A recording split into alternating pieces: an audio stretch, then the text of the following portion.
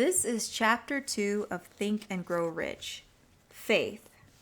Visualization of and belief in the attainment of desire, the second step towards riches. Faith is the head chemist of the mind. When faith is blended with the vibration of thought, the subconscious mind instantly picks up the vibration, translates it into its spiritual equivalent, and transmutes it to infinite intelligence, as in the case of prayer.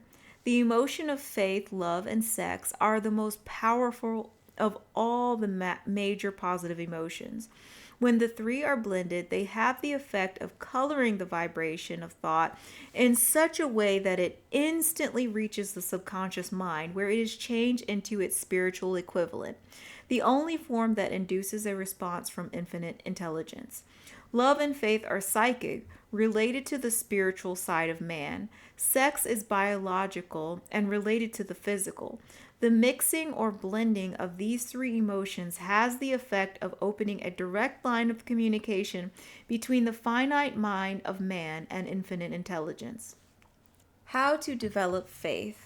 Here is a statement that will give a better understanding of the importance the principle of autosuggestion assumes in the transmutation of desire into its physical or monetary equivalent. Faith is a state of mind which may be induced or created by affirmation or repeated instruction to the subconscious mind through the principle of autosuggestion. As an illustration, consider the purpose for which you are presumably reading this book.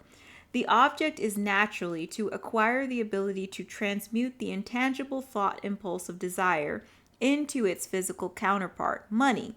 By following the instructions laid down in the chapters on autosuggestion and the subconscious mind, you may convince the subconscious mind that you believe you will receive that which you ask, and it will act upon that belief, which your subconscious mind passes back to you in the form of faith, followed by definite plans for procuring that which you desire. The method by which one develops faith where it does not already exist is extremely difficult to describe. Almost as difficult, in fact, as it would be to describe the color red to a blind man who has never seen color and has nothing with which to compare what you describe to him. Faith is a state of mind which you may develop at will after you have mastered the 13 principles, because it is a state of mind which develops voluntarily through application and the use of these principles. Repetition of affirmation of orders to your subconscious mind is the only known method of voluntary development of the emotion of faith. Perhaps the meaning may be made clearer through the following explanation as to the way men sometimes become criminals. Stated in the words of the famous criminologist, when men first come into contact with crime, they abhor it. If they remain in contact with crime for a time, they become accustomed to and endure it. If they remain in contact with it long enough, they finally embrace it and become influenced by it. This is the equivalent of saying that any impulse of thought which is repeatedly passed on to the subconscious mind is finally accepted and acted upon by the subconscious mind, which proceeds to translate that impulse into its physical equivalent by the most practical procedure available. In connection with this, consider again the statement, all thoughts that have been emotionalized, given feeling, and mixed with faith begin immediately to translate themselves into their physical equivalent or counterpart. The emotions or the feeling portions of thoughts are the factors which give thoughts vitality, life, and action. The emotions of faith, love, and sex, when mixed with the thought impulse, give it greater action than any of these emotions can do singly. Not only thought impulses which have been mixed with faith, but those which have been mixed with any of the positive emotions or any of the negative emotions may reach and influence the subconscious mind. From this statement, you will understand that the subconscious mind will translate into its physical equivalent a thought impulse of a negative or destructive nature just as readily as it will act upon thought impulses of a positive or constructive nature. This accounts for the strange phenomena which so many millions of people experience, referred to as misfortune or bad luck. There are millions of people who believe themselves doomed to poverty and failure because of some strange force over which they believe they have no control. They are the creators of their own misfortunes because of this negative belief which is picked up by the subconscious mind and translated into its physical equivalent. This is an appropriate place at which to suggest that you may benefit by passing on to your subconscious mind any desire which you wish translated into its physical or monetary equivalent in a state of expectancy or belief that the transmutation will actually take place. Your belief or faith is the element which determines the action of your subconscious mind. There is nothing to hinder you from deceiving your subconscious mind when giving it instructions through autosuggestion, as I deceived my son's subconscious mind. To make this deceit more realistic, conduct yourself just as you would if you were already in possession of the material thing which you are demanding when you call upon your subconscious mind. The subconscious mind will transmute into its physical equivalent by the most direct and practical media available any order which is given to it in a state of belief or faith that the order will be carried out. Surely enough has been stated to give a starting point from which one may, through experiment and practice, acquire the ability to mix faith with any order given to the subconscious mind. Perfection will come through practice. It cannot come by merely reading instructions. If it be true that one may become a criminal by association with crime, and this is a known fact, it is equally true that one may develop faith by voluntarily suggesting to the subconscious mind that one has faith. The mind comes finally to take on the nature of the influences which dominate it. Understand this truth, and you will know why it is essential for you to encourage the positive emotions as dominating forces of your mind and encourage and eliminate negative emotions. A mind dominated by positive emotions becomes a favorable abode for the state of mind known as faith. A mind so dominated may at will give the subconscious mind instructions which it will accept and act upon immediately. Faith is a state of mind which may be induced by autosuggestion. All down the ages, the religionists have admonished struggling humanity to have faith in this, that, and other dogma or creed, but they have failed to tell people how to have faith. They have not stated that faith is a state of mind and that it may be induced by self-suggestion. In language which any normal human being can understand, we will describe all that is known about the principle through which faith may be developed, where it does not already exist. Have faith in yourself, faith in the infinite. Before we begin, you should be reminded again that faith is the external elixir which gives life, power, and action to the impulse of thought. The foregoing sentence is worth reading a second time, and a third, and a fourth. It is worth reading aloud. Faith is the starting point for the accumulation of riches. Faith is the basis of all miracles and all mysteries which cannot be analyzed by the rules of science. Faith is the only known antidote for failure. Faith is the element, the chemical, which when mixed with prayer gives one direct communication with infinite intelligence. Faith is the element which transforms the ordinary vibration of thought created by the finite mind of man into the spiritual equivalent. Faith is the only agency through which the cosmic force of infinite intelligence can be harnessed and used by man. Every one of the above statements can be proved. The proof is simple and easily demonstrated. It is wrapped up in the principle of autosuggestion. Let us center our attention, therefore, upon the subject of autosuggestion and find out what it is and what it is capable of achieving. It is a well-known fact that One comes finally to believe whatever one repeats to oneself, whether the statement be true or false. If a man repeats a lie over and over, he will eventually accept the lie as truth. Moreover, he will believe it to be truth. Every man is what he is because of the dominating thoughts which he permits to occupy his mind. Thoughts which a man deliberately places in his own mind, encourages with sympathy, and with which he mixes any one or more of the emotions, constitute the motivating forces that direct and control his every movement, act, and deed. Here is a very significant statement of truth. Thoughts which are mixed with any of the feelings of emotions constitutes a magnetic force which attracts from the vibrations of the ether other similar or related thoughts.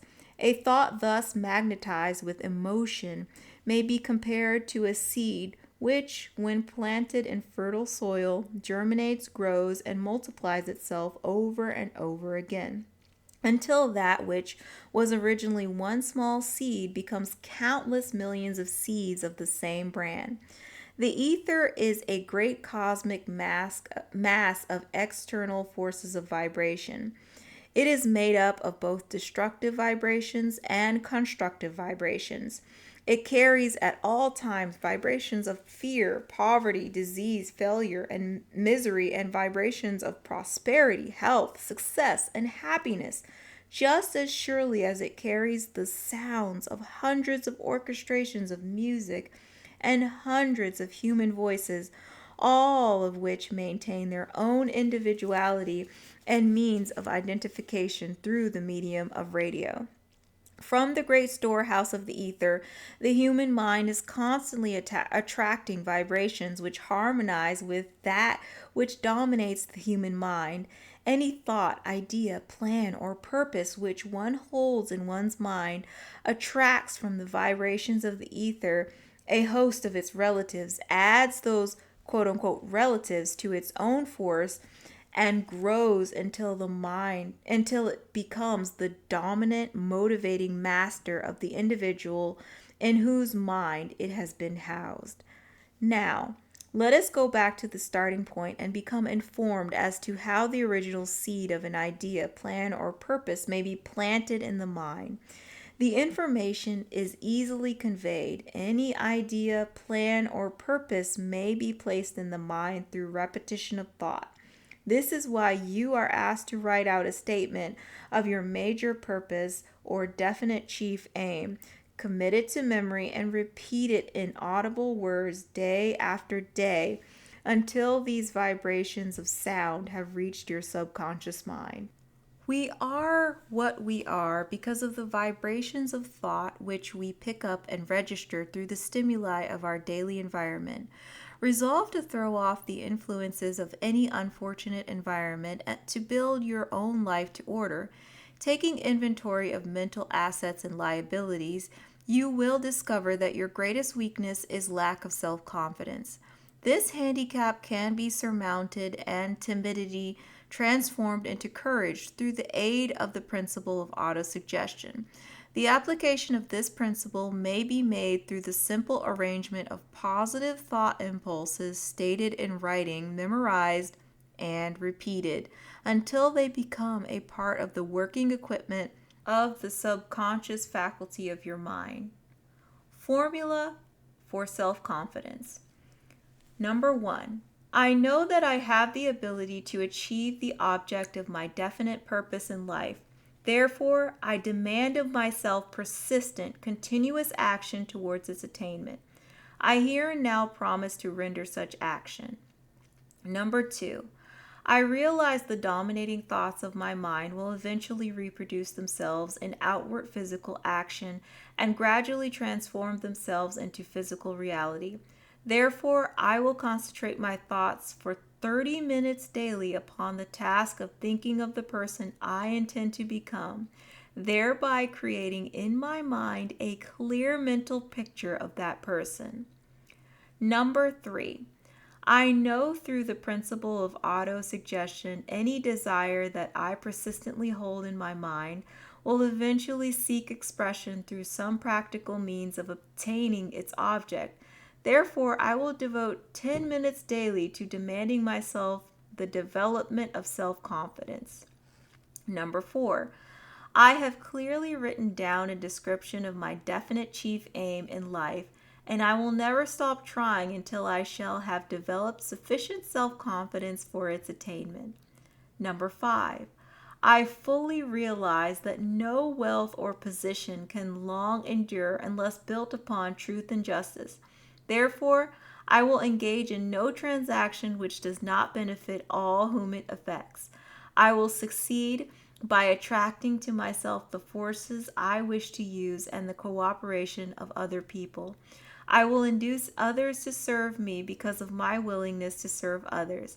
I will eliminate hatred, envy, jealousy, selfishness, and cynicism by developing love for all humanity, because I know that a negative attitude towards others can never bring me success. I will cause others to believe in me because I will believe in them and in myself. I will sign my name to this formula, commit it to memory, and repeat it aloud once a day with full faith that it will gradually influence my thoughts and actions so that I will become a self-reliant and successful person. Behind this formula is a law of nature which no man has yet been able to explain. It has baffled the scientists of all ages. The psychologists have named this law autosuggestion and let it go at that. The name by which one calls this law is of little importance. The important fact about it is it works for the glory and success of mankind if it is used constructively. On the other hand, if used destructively, it will destroy just as readily. And this statement may be found a very significant truth, that those who go down in defeat and in their lives in poverty, misery, and distress do so because of negative application of the principle of autosuggestion. The cause may be found in the fact that all impulses of thought have a tendency to clothe themselves in their physical equivalent. The subconscious mind, the chemical laboratory in which all thought impulses are combined and made ready for translation into physical reality, makes no distinction between constructive and destructive thought impulses. It works with the material we feed it through our thought impulses. The subconscious mind will translate into reality a thought driven by fear just as readily as it will translate into reality a thought driven by courage or faith. The pages of medical history are rich with illustration of cases of suggestive suicide. A man may commit suicide through negative suggestion just as effectively as by any other means. In a Midwestern city, a man by the name of Joseph Grant, a bank official, borrowed a large sum of bank's money without the consent of the directors. He lost the money through gambling. One afternoon, the bank examiner came and began to check the accounts. Grant left the bank, took a room at a local hotel, and when they found him 3 days later, he was lying in bed, wailing and moaning, repeating over and over these words, "My God, this will kill me. I cannot stand the disgrace." In a short time, he was dead. The doctors pronounced the case one of mental suicide. Just as electricity will turn the wheels of industry and render useful service if used constructively, or snuff out life if wrongly used, so will the law of autosuggestion lead you to peace and prosperity, or down into a valley of misery, failure, and death, according to your degree of understanding and application of it. If you fill your mind with fear, doubt, and unbelief in your ability to connect with and use the forces of infinite intelligence, the law of autosuggestion will take this spirit of unbelief and use it as a pattern by which your subconscious mind will translate it into its physical equivalent. This statement is as true as the statement that 2 plus 2 equals 4. Like the wind which carries one ship east and the other west, the law of autosuggestion will lift you up or pull you down, according to the way you set your sails of thought. The laws of autosuggestion, through which any person may rise to the attitudes of achievement which stagger the imagination, is well described in the following verse. If you think you are beaten, you are. If you think you dare not, you don't. If you like to win but think you can't, it is almost certain you won't. If you think you'll lose, you're lost. For out of the world we find success begins with a fellow's will. It is all in the state of mind. If you think you're outclassed, you are. You've got to think high to rise. You've got to be sure of yourself before you can ever win a prize. Life's battles don't always go to the stronger or faster man, but soon or late, the man who wins is the man who thinks he can. Observe the words which have been emphasized, and you will catch the deep meaning which the poet had in mind. Somewhere in your makeup, perhaps in the cells of your brain, there lies sleeping the seed of achievement which, if aroused and put into action, would carry you to the heights such as you may never have hoped to attain. Just as a master magician may cause the most beautiful strains of music to pour forth from the strings of a violin, so may you arouse the genius which lies asleep in your brain and cause it to drive you upward to whatever goal you may wish to achieve. Abraham Lincoln was a failure at everything he tried until he was well past the age of 40. He was a Mr. Nobody from nowhere until a great experience came into his life, aroused the sleeping genius within his heart and brain, and gave the world one of its really great men. That experience was mixed with emotions of sorrow and love. It came to him through Anne Rutledge, the only woman whom he ever truly loved. It is a known fact that the emotion of love is closely akin to the state of mind known as faith, and this for the reason that love comes very near to translating one's thought impulses into their spiritual equivalent. During his work of research, the author discovered from the analysis of the life work there was the influence of a woman's love behind nearly every one of them. The emotion of love in a human's heart and brain creates a favorable field of magnetic attraction, which causes an influx of the higher and finer vibrations which are afloat in the ether. If you wish evidence of the power of faith, study the achievements of men and women who have employed it. At the head of the list comes Nazarene. Christianity is the greatest single force which influenced the minds of men. The basis of Christianity is faith. No matter how many people may have perverted or misinterpreted the meaning of this great force, and no matter how many dogmas and creeds have been created in its name which do not reflect its tenets, the sum and substance of the teachings and the achievements of Christ, which may have been interpreted as miracles, were nothing more nor less than faith. If there are any such phenomena as miracles, they are produced only through the state of mind known as faith. Some teachers of religion and many who call themselves Christians neither understand nor practice faith. Let us now consider the power of faith as it is now being demonstrated by a man who is well known to all of civilization, Mahatma Gandhi of India. In this man, the world has one of the most astounding examples known to civilizations of the possibilities of faith. Gandhi wields more potential power than any man living at this time, and despite the fact that he has none of the orthodox tools of power, such as money, battleships, soldiers, and materials of warfare. Gandhi has no money, he has no home, he does not own a suit of clothes, but he does have power. How does he come by that power? He created it out of his understanding of the principle of faith and his ability to transplant that faith to the minds of 200 million people. Gandhi has accomplished through the influence of faith that which the strongest military power on earth could not and never will accomplish through soldiers and military equipment. He has accomplished the astounding feat of influencing 200 million minds to coalesce and move in unison as a single mind. What other force on earth except faith could do as much? There will come a day when employees as well as employers will discover the possibilities of faith. That day is dawning. The whole world has had ample opportunity during the recent business depression to witness what the lack of faith will do to business. Surely civilization has produced a sufficient number of intelligent human beings to make use of this great lesson which the depression has taught the world. During this depression, the world had evidence in abundance that widespread fear will paralyze the wheels of industry and business. Out of this experience will arise leaders in business and industry who will profit by the example which Gandhi has set for the world, and they will apply to business the same tactics which he has used in building the greatest following known in the history of the world.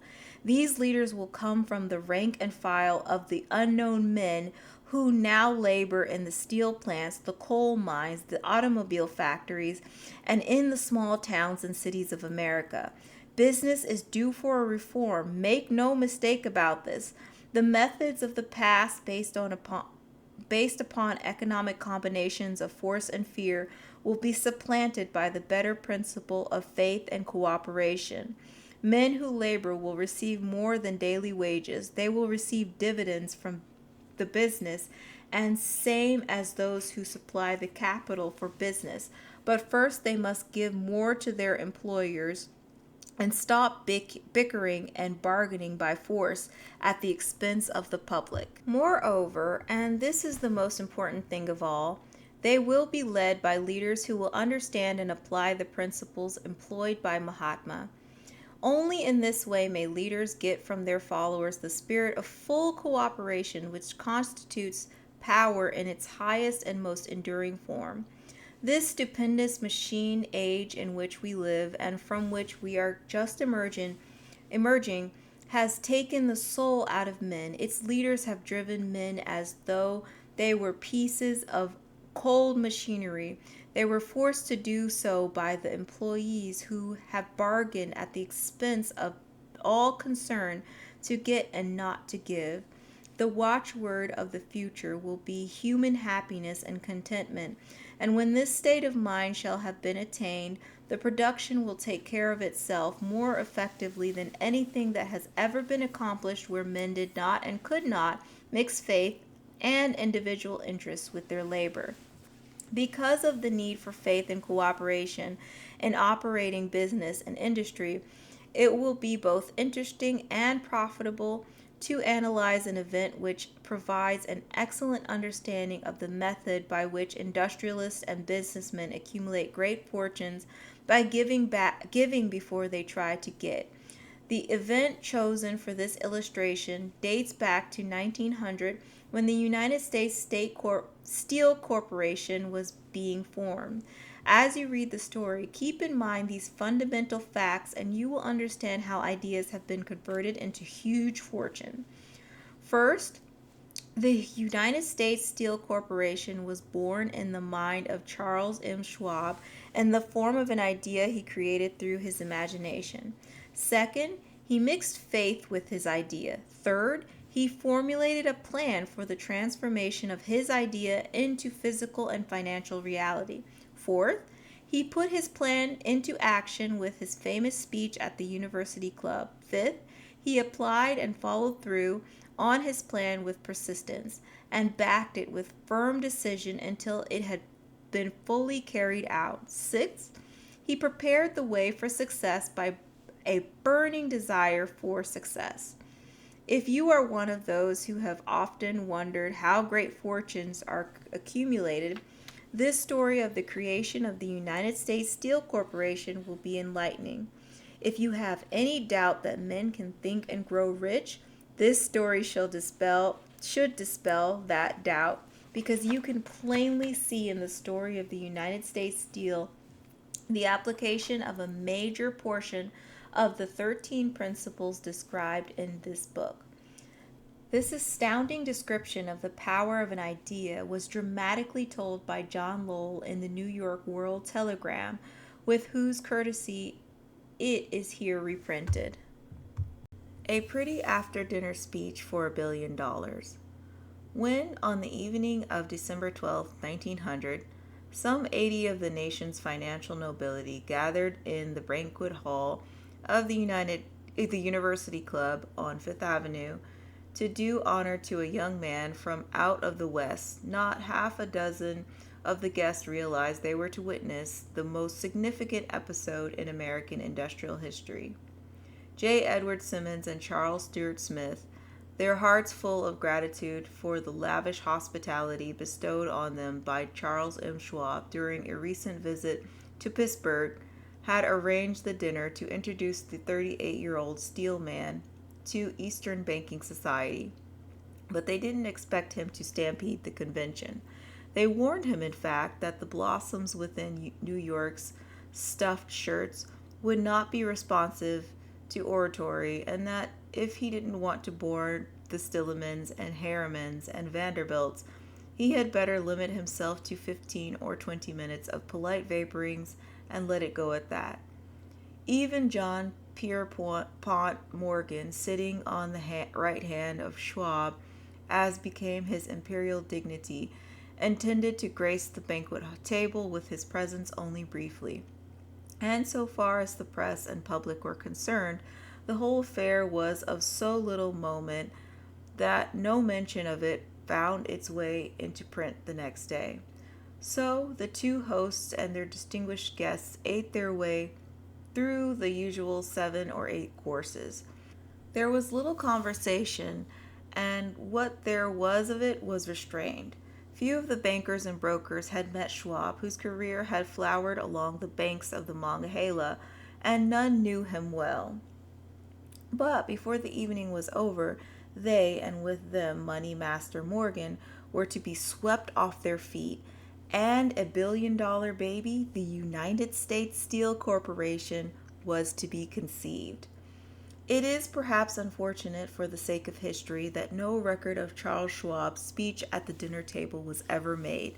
He repeated some parts of it later during a similar meeting of Chicago bankers, and still later when the government brought suit to dissolve the Steel Trust, he gave his own version from the witness stand of the remarks that stimulated Morgan into a frenzy of financial activity. It is probable, however, that it was the homely speech, somewhat ungrammatical for the niceties of language, never bothered Schwab, full of epigram and threaded with wit.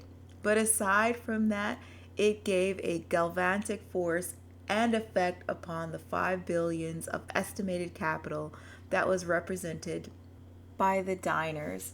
After it was over and the gathering was still under its spell, although Schwab had talked for 90 minutes, Morgan led the orator to a recessed window where, dangling his legs from the high, uncomfortable seat, they talked for an hour more. The magic of the Schwab personality had been turned on full force, but what was more important and lasting was the full-fledged, clear-cut program he laid down for the aggrandizement of steel. Many other men had tried to interest Morgan in slapping together a steel trust after the pattern of the biscuit, wire, and hoop, sugar, rubber, whiskey, oil, or chewing gum combinations. John W. Gates, the gambler, had urged it, but Morgan distrusted him. The Moore boys, Bill and Jim, Chicago's stock jobbers, who had glued together a match trust and a cracker corporation, had urged it and failed. Elbert H. Gray, the sanctimonious country lawyer, wanted to foster it, but he wasn't big enough to be impressive. Until Schwab's eloquence took J.P. Morgan to the heights from which he could visualize the solid results of the most daring financial undertaking ever conceived, the project was regarded as a delirious dream of easy money crackpots. The financial magnetism that began a generation ago to attract thousands of small and sometimes inefficient managed companies into large and competition-crushing combinations had become operative in the steel world through the devices of that jovial business pirate John W. Gates. Gates already had formed the American Steel and Wire Company out of a chain of small concerns, and together with Morgan had created the Federal Steel Company. The National Tube and American Bridge Companies were two more Morgan concerns, and the Moore brothers had forsaken the match and cookie business to form the American Group, Tin Plate, Steel Hoop, Sheet Steel, and the National Steel Company. But by the side of Andrew Carnegie's gigantic vertical trust, a trust owned and operated by 53 partners, those other combinations were picayune.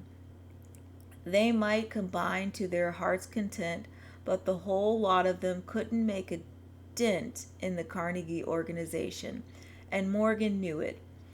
The eccentric old Scot knew it too. From the magnificent heights of Skibo Castle, he had viewed first with amusement and then with resentment to the attempts of Morgan's smaller companies to cut into his business. When the attempts became too bold, Carnegie's temper was translated into anger and retaliation. He decided to duplicate every mill owned by his rivals. Hitherto, he hadn't been interested in wire, pipe, hoops, or sheet. Instead, he was content to sell such companies to raw steel and let them work it into whatever shape they wanted. Now, with Schwab as his chief and able lieutenant, he planned to drive his enemies to the wall. So it was that in the speech of Charles M. Schwab, Morgan saw the answer to his problem of combination. A trust without Carnegie, giant of them all, would be no trust at all. A plum pudding, as one writer said, without the plums. Schwab's speech on the night of December 12, 1900, undoubtedly carried the inference, though not the pledge, that the vast Carnegie enterprise could be brought under the Morgan tent.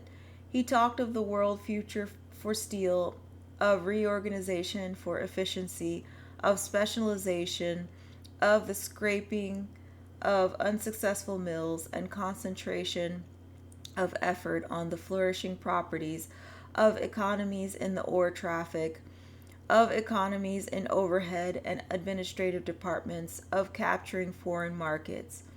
More than that, he told the buccaneers, among them wherein lay the errors of their customary piracy. Their purposes, he inferred, had been to create monopolies, raise prices, and pay themselves fat dividends out of privilege. Schwab condemned the system in the heartiest manner. The short-sightedness of such a policy, he told his hearers, lay in the fact that it restricted the market in an era where everything cried for expansion. By cheapening the cost of steel, he argued, an ever-expanding market would be created, more uses for steel would be devised, and a goodly portion of the world trade could be captured. Actually, though he did not know it, Schwab was an apostle of modern mass production.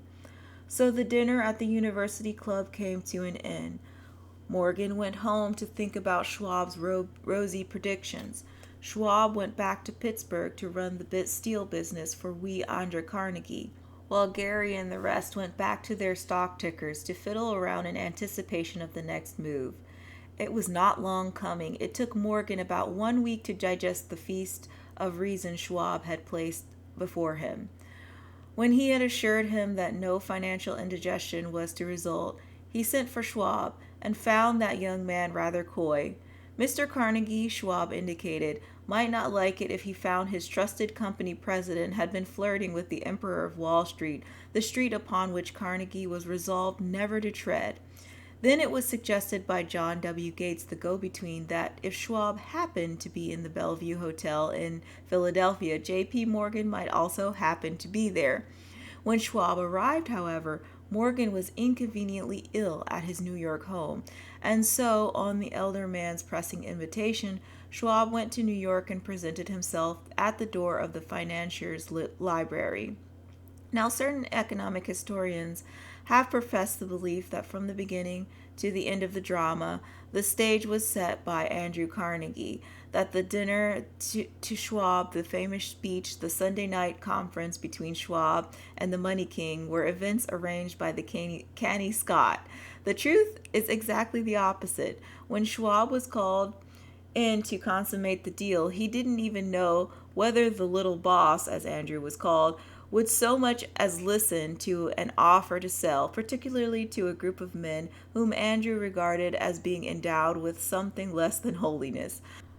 But Schwab did take into the conference with him, in his own handwriting, 6 sheets of copper plate figures representing to his mind the physical worth and potential earning capacity of every steel company he regarded as an essential star in the new metal firmament. 4 men pondered over these figures all night. The chief, of course, was Morgan, steadfast in his belief in the divine right of money. With him was his aristocratic partner, Robert Bacon, a scholar and gentleman. The third was John W. Gates, whom Morgan scorned as a gambler and used as a tool.